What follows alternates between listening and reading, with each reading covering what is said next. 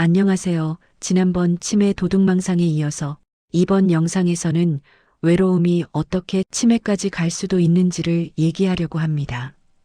이 이야기를 끝까지 들으신다면 당신의 몸 안에서 또는 마음속에서 정확히 어떤 일이 일어나고 있는지, 그리고 어떻게 하면 외로움을 극복할 수 있을지 두 분의 실제 사례를 통해서 알게 될 것입니다. 본격적으로 시작하기 전에 이런 건강 주제가 도움이 된다고 느끼신다면 댓글 그리고 채널 구독, 좋아요를 눌러주세요. 그리고 제가 더 깊이 있는 영상을 만들기를 원하신다면 댓글에 1번만 남겨주세요. 제가 모두 읽겠습니다. 여러분의 따뜻한 관심이 이 소중한 현장의 기록들을 더 많은 분께 전달하는 가장 큰 힘이 됩니다. 오늘 여러분과 나누고 싶은 이야기는 우리 삶을 송두리째 흔들어버리는 치매라는 병에 대한 아주 깊고 솔직한 기록입니다. 치매 이야기를 꺼내면 정말 많은 분이 이렇게 말씀하세요. 우리 집안에는 치매 내력이 전혀 없었어요. 아직 우리 부모님은 옛날 일도 다 기억하실 만큼 기억력이 아주 생생하시거든요. 그저 연세가 있으시니까 조금씩 깜빡깜빡 하시는 거겠지 하고 대수롭지 않게 넘기시곤 합니다. 하지만 저는 종합병원에서의 근무 경험과 요양원, 양로원을 직접 운영하며 보낸 지난 20년이라는 긴 시간 동안 수많은 어르신을 가장 가까운 곁에서 지켜보아 왔습니다. 동시에 요양보호사 교육기관에서 현장 강의를 하며 수백 명의 사례를 분석하고 기록해 왔지요. 그 세월 속에서 제가 분명하게 깨닫게 된 진실이 하나 있습니다. 그것은 바로 치매는 절대로 어느 날 갑자기 하늘에서 벼락이 떨어지듯 시작되지 않는다는 사실입니다. 치매 진단을 받고 무거운 발걸음으로 요양원 문을 들어오는 날, 가족분들은 종종 눈시울을 붉히며 제게 이렇게 말하곤 합니다. 원장님, 얼마 전까지만 해도 정말 괜찮으셨어요. 옛날에 있었던 일을 토씨 하나 안 틀리고 다 기억하신다니까요. 하지만 저는 압니다. 치매의 시작은 옛날 일을 잊는 것이 문제가 아니라 최근의 일을 놓치는 단기 기억 장애부터 서서히 시작된다는 것을요. 이 과정은 처음에는 정말 사소해서 매일 보는 자식들도 눈치채지 못할 정도입니다. 사람을 만나는 횟수가 조금씩 줄어들기 시작합니다. 평소 같으면 먼저 전화를 걸어 안부를 묻던 분이 이제는 전화를 기다리기만 하거나 먼저 거는 일을 아예 멈추게 됩니다. 밖으로 나가는 횟수가 눈에 띄게 줄어들고 어느 순간부터는 집안에서 혼자 있는 시간이 그분의 일상이 되어버립니다. 혼자 밥을 먹고 혼자 텔레비전을 켜놓은 채 하루 종일 말 한마디 하지 않는 날들이 야금야금 늘어납니다. 이때 많은 자녀분이 착각을 하곤 합니다. 우리 어머니가, 우리 아버지가 이제는 조용히 쉬시는 게 편하신가 보다 하고 말입니다. 하지만 현장에서 수많은 어르신을 모셔온 제 입장에서는 이 시점이 바로 가장 위험한 시작점입니다. 외로움이 그분의 생활이 되어버리는 바로 그 순간 말입니다. 사람과의 대화가 줄어들면 감정을 표현할 일이 사라지고 감정을 쓰지 않으면 우리 뇌는 점점 덜 움직이게 됩니다. 우리가 쓰지 않는 근육이 가늘어지고 약해지듯이 쓰지 않는 뇌도 아주 서서히 그 기능을 잃어가는 것입니다.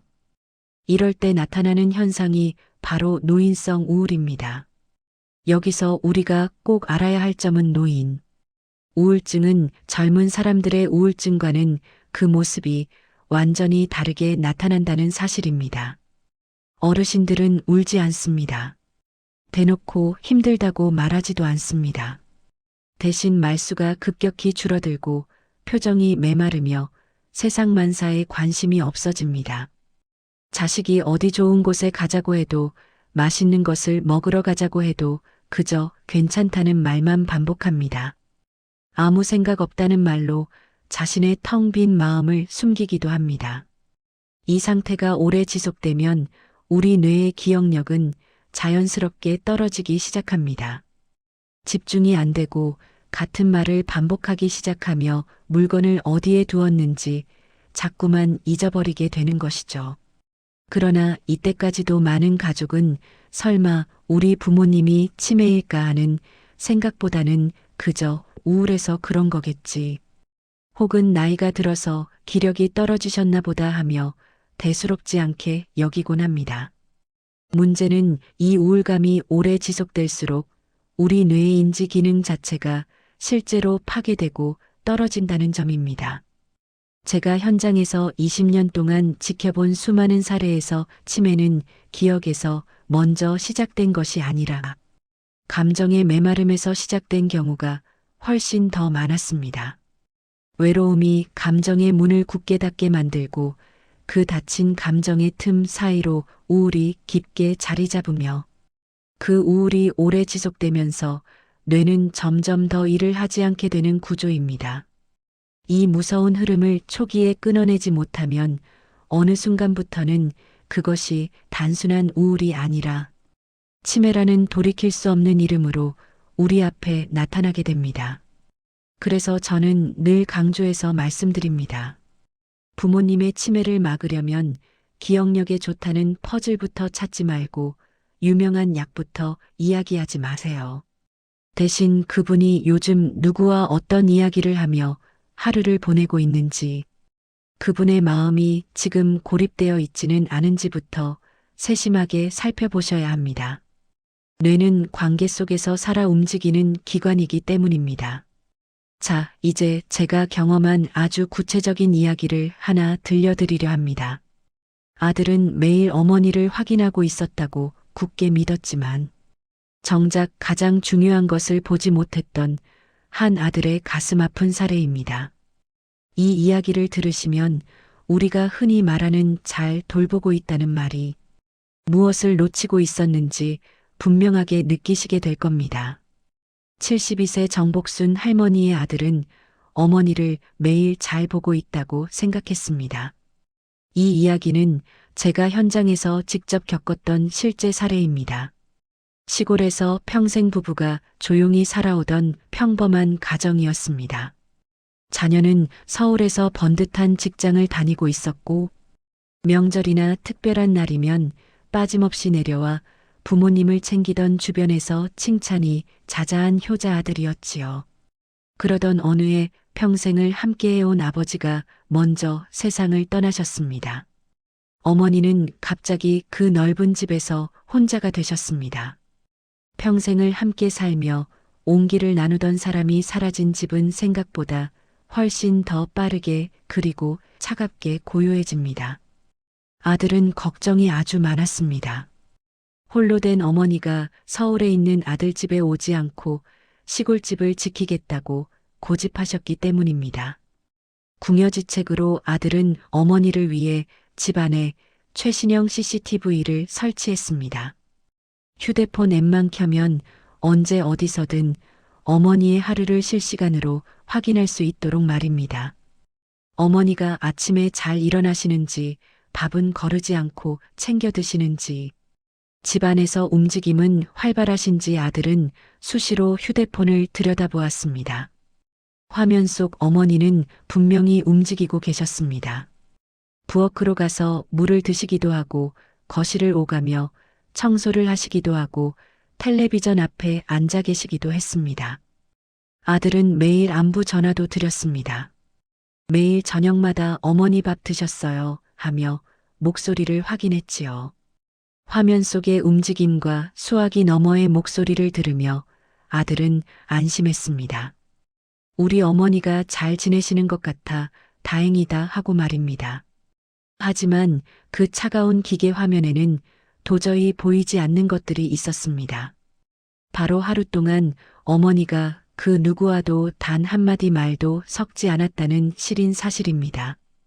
온종일 웃을 일이 전혀 없었다는 사실이며 누군가의 따뜻한 사람 목소리를 직접 들은 적이 없다는 슬픈 사실입니다. CCTV는 어머니의 동선을 보여줄 수는 있었지만 어머니의 무너져가는 마음 상태까지는 보여주지 못했습니다. 어머니는 혼자 밥을 차려 홀로 밥상을 마주하고 혼자 묵묵히 그릇을 치웠습니다. 하루 종일 텔레비전을 켜놓았지만 그것은 대화가 아니라 그저 공간을 채우는 의미 없는 소음일 뿐이었습니다.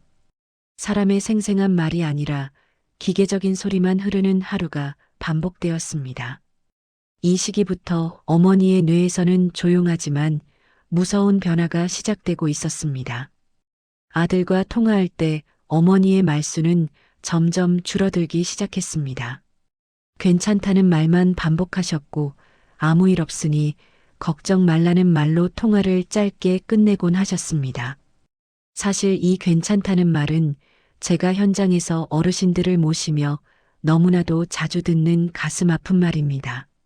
정말로 몸과 마음이 괜찮아서 하는 말이 아니라 이제는 더 이상 내 감정을 설명할 힘조차 없어서 내뱉는 무거운 침묵의 다른 이름인 경우가 많기 때문입니다. 어머니는 점점 더 깊은 우울의 늪으로 빠져들고 계셨습니다. 하지만 어머니는 아들에게 나 우울하다, 나 외롭다 하고 단 한 번도 말하지 않으셨습니다. 대신 어머니의 얼굴에서는 표정이 조금씩 사라졌고 세상 모든 일에 관심이 없어졌으며 하루와 하루의 경계가 모호해지는 긴 잠에 빠져들기 시작하셨습니다. 그리고 어느 순간부터 어머니의 기억 속에는 작은 구멍들이 하나둘 생겨나기 시작했습니다. 방금 했던 이야기를 수십 번 반복하기도 하고 약을 먹었는지 안 먹었는지 헷갈려 하시기도 했습니다. 심지어는 물건을 제자리에 두고도 누가 가져갔다며 의심의 말을 내뱉기 시작하셨지요. 아들은 그제야 무언가 이상함을 느끼기 시작했습니다. 어느 날 오랜만에 시골 어머니 집을 방문했을 때 동네 어르신 한 분이 아들을 조심스럽게 불러 세웠습니다. 자네 어머니가 요새 좀 이상하신 것 같아 했던 말을 또 하고 길에서 멍하니 서 계시더라고. 그제야 아들은 가슴이 철렁 내려앉았습니다. 결국 어머니를 모시고 병원을 찾았고 정밀 검사를 받게 되었습니다.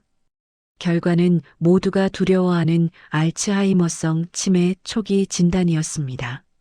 아들은 의사 선생님 앞에서 망연자실하며 이렇게 말했습니다.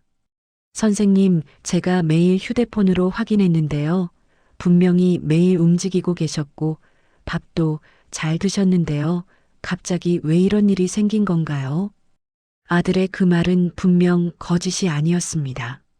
하지만 아들은 아주 중요한 한 가지를 놓치고 있었습니다. 어머니는 분명히 살아 숨쉬며 움직이고 계셨지만 사람 속에서는 살고 있지 않았다는 그 차가운 진실 말입니다. 치매는 이렇게 시작되는 경우가 너무나도 많습니다.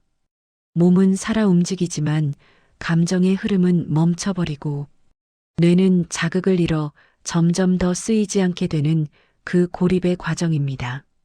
이 사례를 통해 제가 늘 뼈저리게 느끼는 사실은 부모님을 그저 지켜본다는 것과 부모님과 함께 연결되어 산다는 것은 하늘과 땅 차이라는 점입니다. 효자 아들은 큰 결심을 하고 서울 근교의 실버타운에 어머니와 함께 입소를 결정했습니다. 이제는 곁에서 모실 수 있으니 다행이라고 생각했지요. 하지만 낮 동안 아들은 출근을 해야만 했습니다. 아들이 없는 낮 시간 동안 어머니는 여전히 낯선 방 안에서 혼자 계셔야 했습니다. 불안함이 극도로 높아진 어머니는 낮 동안 아들에게 20, 30번씩 전화를 걸어댔습니다. 아들은 그 전화를 일일이 다 받아주며 어머니를 안심시키려 애썼다고 합니다. 하지만 저녁에 돌아오면 또 다른 문제가 기다리고 있었습니다. 어머니가 실버타운의 공동식당을 다른 입소자들과 함께 사용하는 것을 너무나 힘들어 하셨던 겁니다. 결국 관리인과 단둘이 식사를 하거나 방에서 혼자 드시는 날들이 이어졌습니다. 아들의 정성만으로는 해결할 수 없는 정서적 고립의 벽이었습니다. 그 후에 어머니는 제가 운영하는 요양원에 입소하시게 되었습니다. 저의 운영 방식은 조금 독특합니다. 요양원의 큰 대문을 절대로 잠그지 않는 것입니다. 가족들과 어르신들이 언제든 자유롭게 출입할 수 있도록 대문을 활짝 열어두었습니다. 물론 정복순 할머니처럼 불안감이 높으신 분들은 자주 밖으로 나가버리셔서 눈 깜짝할 사이에 직원들이 찾으러 뛰어나가는 일도 비일비재했습니다. 하지만 저는 믿었습니다. 문을 잠가 가두는 순간 어르신의 마음과 뇌도 함께 다친다는 것을요. 그래서 직원을 더 배치하더라도 문을 잠그지 않고 요양보호사가 가능한 한 할머니 옆에 그림자처럼 붙어 있어 드리도록 했습니다. 할머니와 눈을 맞추고 꽃 이름을 이야기하고 오늘 날씨를 논하며 끊임없이 말을 걸었습니다. 차츰 할머니는 안정을 되찾으셨습니다. 혼자가 아니라 누군가 내 말을 들어주는 사람이 곁에 있다는 사실을 인지하기 시작하신 겁니다. 한동안 아주 잘 지내시는 할머니를 보며 아들은 제 손을 잡고 후회의 눈물을 흘렸습니다. 원장님, 진작 여기로 올 걸 그랬습니다. 제가 혼자서 잘 모신다고 고집을 피웠던 게 오히려 어머니를 더 외롭게 만들고 상태를 악화시킨 것 같아 너무 죄송합니다. 효도의 방향이 잘못되었음을 깨달은 아들의 깊은 후회였습니다. 자, 이제 또 다른 기적 같은 사례를 하나 더 들려드리겠습니다. 72세 김경희 할머니의 이야기입니다. 이분은 시간이 멈춘 집에서 홀로 살고 계시던 분이었습니다. 김경희 할머님은 처음 뵈었을 때 도저히 치매라고 생각하기 어려울 만큼 말씀이 또렷하셨습니다. 중학교 영어 교사로 교직 생활을 시작해 교장 선생님으로 명예롭게 퇴직하신 분이었지요. 지적인 생활을 평생 이어오신 분이라는 것이 그분의 말투와 몸짓 하나하나에서 묻어났습니다. 하지만 그분의 평온했던 삶을 뒤흔든 것은 역설적이게도 지극한 효심이었습니다. 몸이 편찮으신 노모의 병수발을 위해 남편과 살던 집을 떠나 어머니가 계신 시골집으로 내려가셨던 것이 그 시작이었습니다. 몇 년이라는 긴 시간 동안 거의 모든 시간을 오로지 어머니 곁에서만 보내셨습니다. 그렇게 외부와 단절된 채 긴 세월을 보내다 보니 그 집은 어느 순간부터 할머님에게 머무는 곳이 아니라 세상의 전부가 되어버렸습니다. 어머니가 돌아가신 뒤에도 할머님은 그 집을 떠나지 못하셨습니다. 머리로는 이제 남편이 있는 집으로 돌아가야 한다는 것을 잘 알고 계셨지만 몸이 도무지 움직이지 않았습니다. 누군가를 떠나보낸 슬픔과 혼자 남겨졌다는 외로움이 그분의 시간을 통째로 멈춰버리게 한 것이지요. 그렇게 시간이 멈춘 집에서 홀로 지내시던 할머님은 결국 사고를 당하고 마셨습니다. 마당에 끼어있던 이끼를 미처 보지 못하고 미끄러지면서 손목이 부러지는 골절상을 입으신 겁니다. 방깁스를 한 상태로 병원에 입원하셨지만 할머님은 도무지 통제가 되지 않았습니다. 링거 주사를 스스로 다 뽑아버리고 방깁스마저 풀어 헤치는 돌발 행동을 반복하셨지요. 아들은 도저히 어머니를 이해할 수 없었습니다. 지적이고 합리적이었던 어머니가 왜 이렇게 변했는지 그저 당황스러울 뿐이었지요. 그렇게 할머님은 저희 요양원으로 오시게 되었습니다. 처음 오셨을 때의 그 충격적인 모습을 저는 지금도 잊을 수가 없습니다. 평생 교육자로 살아오셨다는 사실이 전혀 믿기지 않을 정도로 할머님의 상태는 처참했습니다. 머리카락은 언제 어디서 그랬는지 불에 그을린 흔적이 역력했고 손목에는 오랫동안 씻지 않아 때가 겹겹이 쌓여 있었습니다. 자기를 돌볼 마음의 여유조차 완전히 잃어버린 채 고립된 시간의 무게를 온몸으로 보여주고 계셨던 것이지요. 잠시 여기서 저희 백세 연구 이야기를 잠시 전해드릴까 합니다. 지금 들려드리는 김경희 할머님의 반전 같은 이야기가 여러분께 작은 희망이 되고 있다면 구독과 좋아요로 저희와 함께 해주세요. 여러분의 클릭 한 번이 외로운 어르신들에게 따뜻한 손길을 내미는 큰 힘이 됩니다. 할머님은 요양원 생활을 시작하면서도 마음의 문을 굳게 닫고 계셨습니다. 가장 먼저 해야 할 일은 깨끗하게 목욕을 시켜드리는 것이었지만 할머님은 강하게 거부하셨습니다. 내일 집에 가서 할 거니까 건드리지 말라며 고집을 피우셨지요. 억지로 옷을 벗기면 마음의 상처가 더 깊어질 것 같아 저는 조금 특별한 방법을 썼습니다. 머리라도 감겨드리자고 달래면서 할머님 모르게 옷에 물을 살짝 뿌렸습니다. 어머나 미안해요. 할머님 옷이 다 젖었네요. 이왕 이렇게 된 거 기분 좋게 씻고 새 옷으로 갈아입을까요? 그렇게 눈치채지 못하게 유도하여 겨우 첫 목욕을 마칠 수 있었습니다. 깨끗하게 씻고 단정한 옷으로 갈아입은 할머님 앞에 거울을 보여드렸습니다. 그리고 진심을 담아 말씀드렸지요. 이 멋진 분이 누군가요? 바로 우리 교장 선생님이시네요. 정말 아름다우십니다. 그 칭찬 한마디에 할머님의 굳어있던 얼굴에 아주 미세한 떨림이 생겼습니다. 칭찬은 뇌를 깨우는 가장 강력한 자극제입니다. 그날 이후 할머님은 조금씩 달라지기 시작하셨습니다. 가수 서수남 씨가 저희 요양원에 위문을 왔던 날이었습니다. 할머님은 과거 영어 선생님답게 유창한 발음으로 팝송을 멋들어지게 부르며 좌중을 압도하셨습니다. 사람들 속에서 박수를 받고 인정받는 순간 할머님의 뇌는 다시 활발하게 움직이기 시작한 것입니다. 물론 고비도 있었습니다. 하루는 할머님이 돈이 없어졌다고 화를 내셨습니다. 치매 어르신들에게 자주 나타나는 도둑 망상이었지요. 사실 현금은 분실 우려 때문에 아드님이 다 가져간 상황이었는데 할머님은 누군가 내 돈을 훔쳐갔다며 의심의 눈초리를 보내셨습니다. 하지만 여기서도 할머님만의 지적인 면모가 드러났습니다.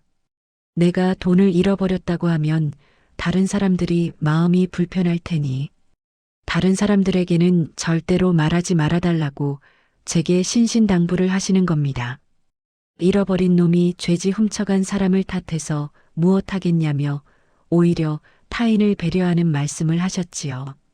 비록 치매라는 병이 기억을 갉아먹고 있었지만 평생 몸에 배어있던 교양과 인격은 여전히 그분의 내면에 살아있었던 것입니다.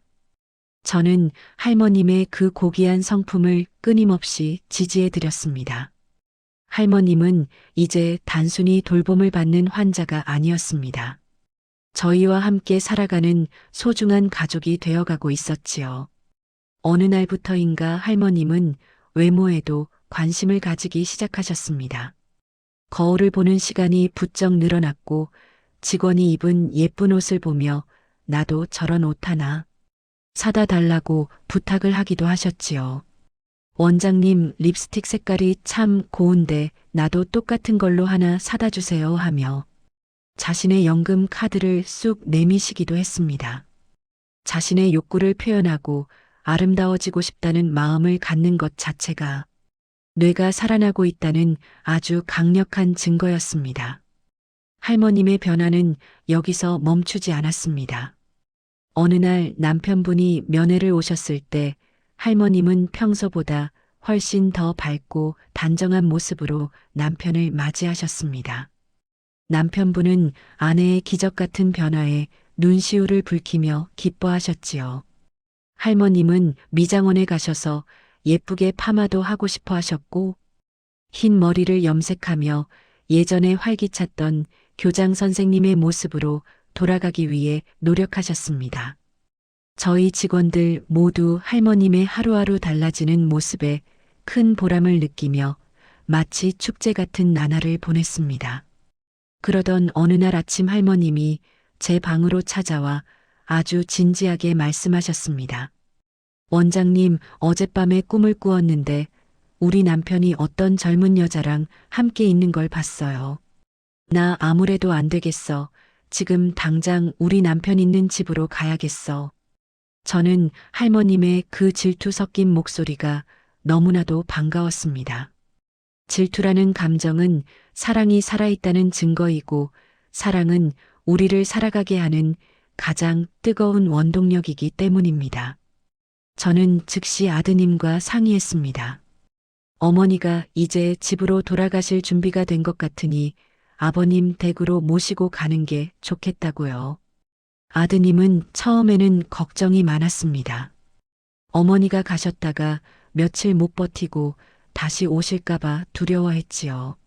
하지만 할머님은 당당하게 남편이 있는 집으로 돌아가셨습니다. 그리고 일주일 뒤 아드님에게서 정말 기적 같은 전화가 걸려왔습니다. 원장님, 어머니가 아버지랑 예전처럼 너무나 평온하게 잘 지내고 계세요. 이제 여기서 두 분이서 생활하셔도 충분할 것 같습니다. 정말 감사합니다. 그 전화를 받는 순간 제 가슴 속에서 뜨거운 것이 울컥 올라왔습니다. 제가 운영하는 요양원의 대문을 잠그지 않았던 이유, 그리고 할머님의 굳게 닫힌 마음의 문을 열기 위해 노력했던 그 모든 시간들이 헛되지 않았음을 확인하는 보람찬 순간이었지요. 김경희 할머님의 사례는 우리에게 아주 중요한 교훈을 줍니다. 치매는 무조건 내리막길로만 향하는 절망적인 병이 아니라는 사실입니다. 모든 경우가 다 회복될 수는 없겠지만 외로움과 우울의 고리를 끊어주고 그 사람의 존재 자체를 인정해주는 환경이 조성된다면 상태가 분명히 달라질 수 있는 분들이 반드시 계십니다. 김경희 할머님은 기억을 되찾으려고 애쓰지 않으셨습니다. 대신 사람들과 다시 연결되는 법을 선택하셨지요. 요양원이라는 공간은 단순히 먹고 자는 곳이 아닙니다. 규칙적인 일과 속에서 사람과 마주치고 인사를 나누고 때로는 사소한 갈등을 겪으며 살아있음을 느끼는 정서적인 훈련장입니다. 할머님은 그곳에서 교장 선생님이라는 자신의 정체성을 회복했고 누군가에게 대접받고 인정받는 경험을 통해 뇌의 스위치를 다시 켰던 것입니다. 김경희 할머님은 자신의 뇌를 다시 깨우기 위해 팝송을 부르고 립스틱을 바르고 남편을 그리워하는 감정의 통로를 활용하셨습니다. 치매라는 무서운 질병 앞에서도 인간의 존엄성과 사랑이라는 감정은 얼마나 위대한 힘을 발휘하는지 저는 할머님을 통해 다시 한번 뼈저리게 배웠습니다. 이제 우리는 이 두 분의 사례를 통해 치매를 바라보는 우리의 시선을 완전히 바꾸어야 합니다. 정복순 할머님과 김경희 할머님 이 두 분의 운명을 가른 것은 타고난 지능도 아니고 평소의 건강 상태도 아니었습니다. 바로 그분들을 둘러싸고 있던 환경 그리고 사람과의 연결고리가 있느냐 없느냐의 차이였습니다. 고립은 뇌를 죽이고 연결은 뇌를 살립니다. 이 단순하고도 명확한 진실을 우리는 가슴 깊이 새겨야 합니다. 부모님이 조용히 계시는 것을 편안함으로 착각하지 마세요. 그 고요함 속에 부모님의 뇌가 서서히 잠들고 있을지도 모른다는 사실을 꼭 기억하셔야 합니다. 치매를 가르는 갈림길은 우리가 생각하는 것보다 훨씬 더 가까운 곳에 있습니다. 그것은 바로 오늘 우리가 부모님께 건네는 따뜻한 말 한마디 그리고 그분들이 사람 속에서 살아갈 수 있도록 만들어주는 작은 환경의 변화에서 시작됩니다. 김경희 할머님이 다시 남편의 곁으로 돌아가 평온한 일상을 되찾으신 이 기적 같은 사례를 보면서 많은 분이 제게 이렇게 묻곤 하십니다.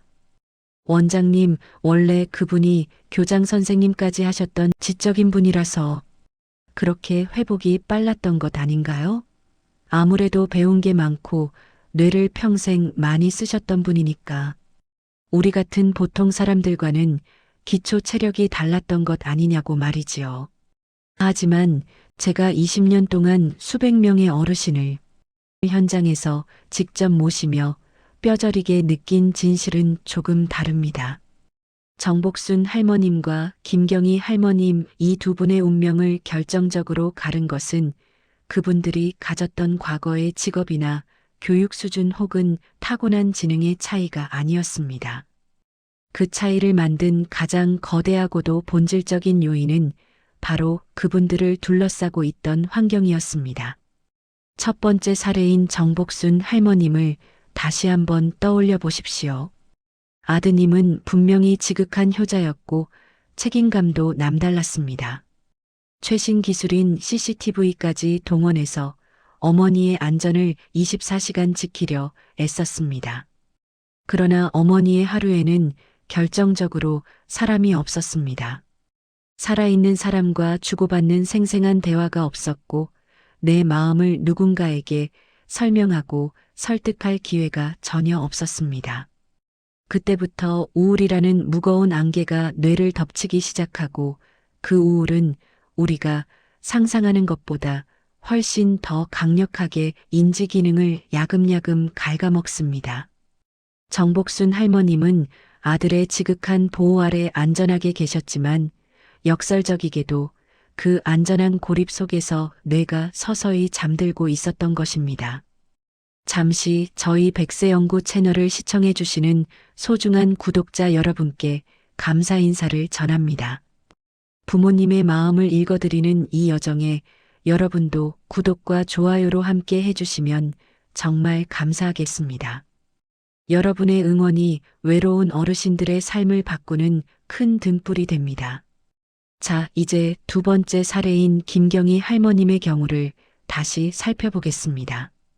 이분은 분명히 치매 초기 증상과 심각한 우울증 그리고 자신을 방치하는 자기방임 상태까지 보였던 분입니다.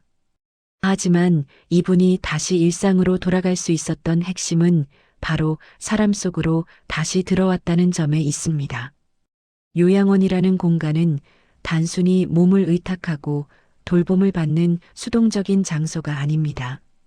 그곳에는 정해진 시간에 밥을 먹어야 하는 규칙적인 일상이 있고 복도에서 마주치는 수많은 사람과의 인사가 있으며 내 옷차림을 신경 써주는 직원의 눈길이 있습니다. 김경희 할머님은 그 환경 속에서 억지로 기억을 되살리려고 고통스럽게 훈련하지 않으셨습니다. 대신 잠들어 있던 감정을 다시 쓰기 시작하셨지요.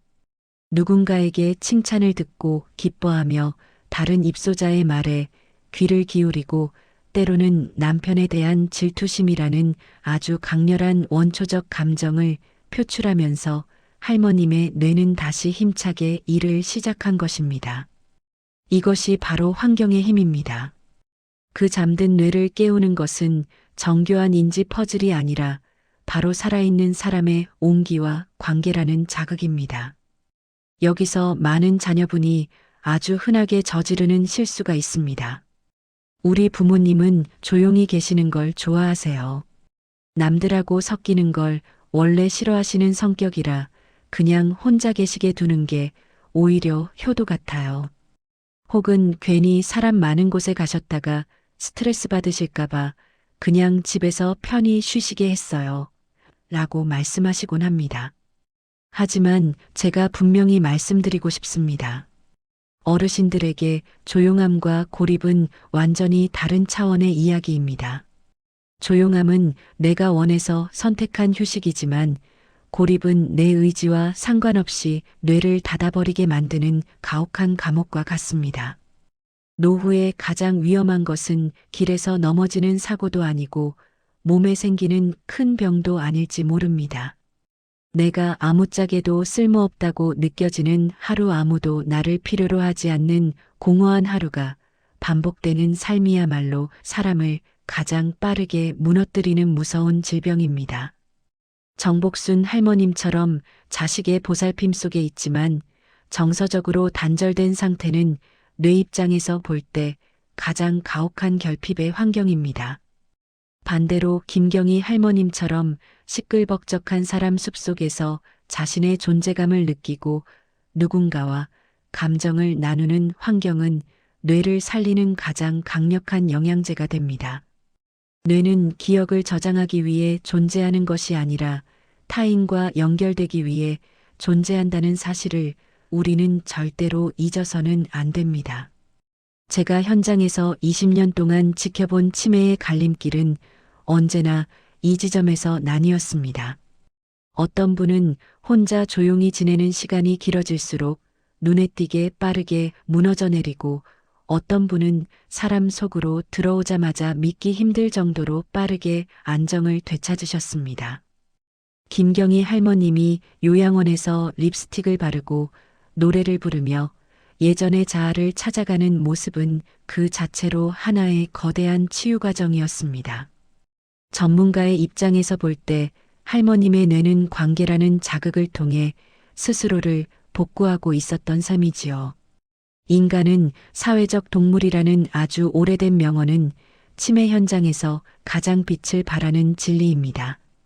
아무리 지능이 높고 학식이 풍부했던 분이라 할지라도 타인과의 접촉이 끊기고 감정의 피드백이 사라지면 뇌는 그 기능을 유지할 명분을 잃어버립니다. 하지만 반대로 평범한 삶을 살아오신 분이라 할지라도 매일 사람들과 부대끼며 웃고 떠들고 갈등을 겪는 분들은 인지 기능이 훨씬 더 오래도록 건강하게 유지됩니다. 치매를 막는 갈림길은 기억력 테스트 점수에 있는 것이 아니라 오늘 그분이 마주한 식탁에 누가 함께 앉아 있는가에 달려 있습니다. 우리는 이제 부모님의 노후를 설계할 때 얼마나 편안한 침대를 사드릴까를 고민하기보다 어떻게 하면 그분이 사람들과 더 자주 마주치게 할까를 치열하게 고민해야 합니다. 그것이 바로 제가 20년 현장에서 배운 가장 확실하고도 유일한 치매 예방의 정답입니다. 정복순 할머님의 사례를 통해 우리는 기술이 주는 안도감이 얼마나 기만적일 수 있는지를 배웠고, 김경희 할머님의 사례를 통해 사람의 온기가 주는 회복력이 얼마나 경이로운지를 목격했습니다. 치매는 결코 한 방향으로만 끝없이 추락하는 병이 아닙니다. 적절한 시기에 적절한 환경에 변화를 준다면 우리는 그 진행 속도를 현격히 늦출 수 있고, 때로는 김경희 할머님처럼 다시 일상의 품으로 소중한 가족을 돌려보낼 수도 있습니다.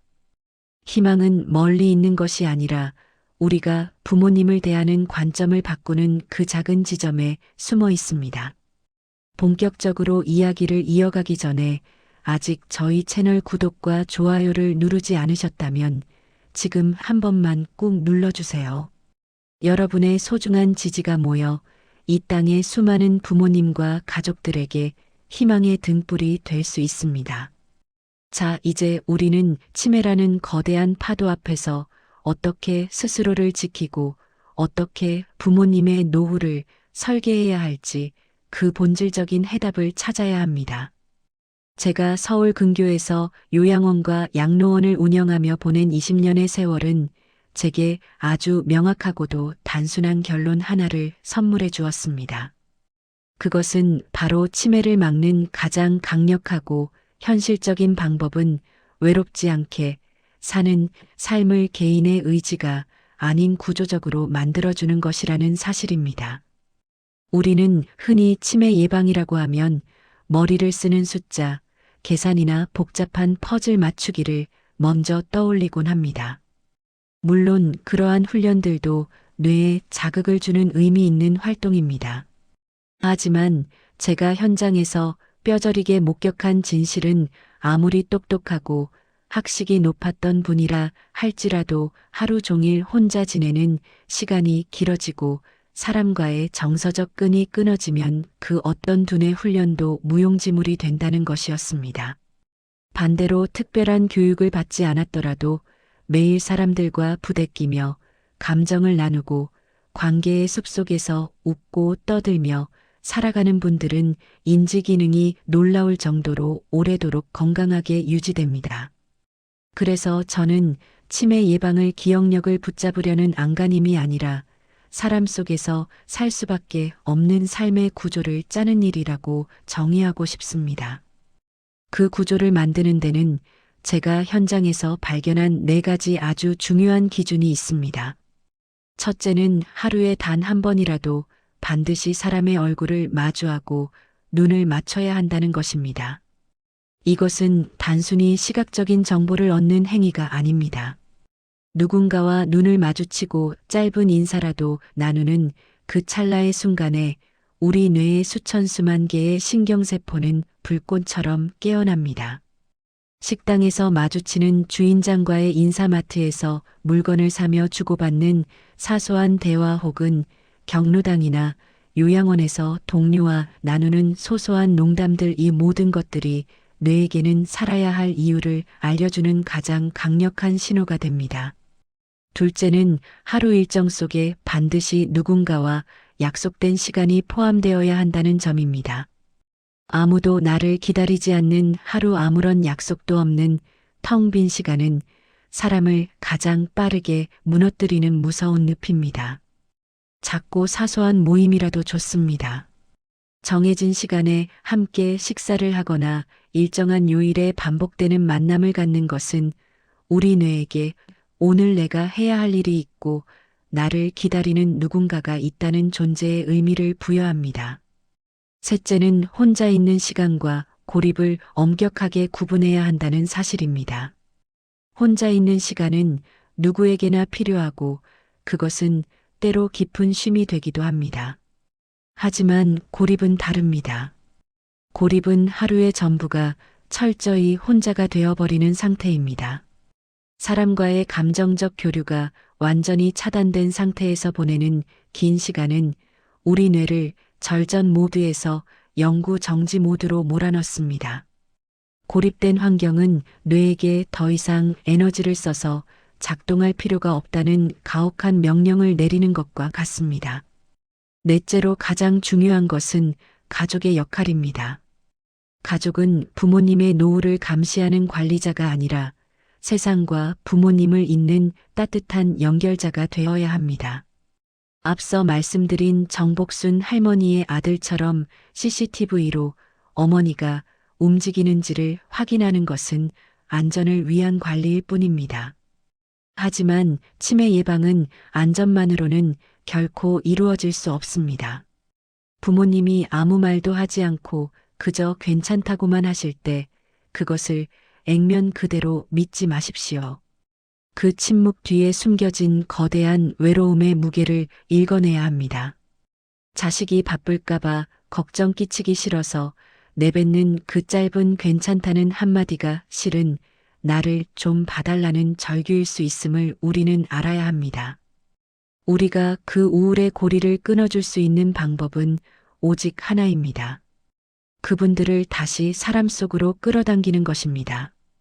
김경희 할머니가 요양원에서 다시 립스틱을 바르고 노래를 부르며 예전의 자아를 찾았던 것은 그분이 똑똑해서가 아니라 사람이라는 가장 강력한 자극제 속에 있었기 때문입니다. 사람은 사람을 통해 치유되고 뇌는 관계를 통해 재생됩니다.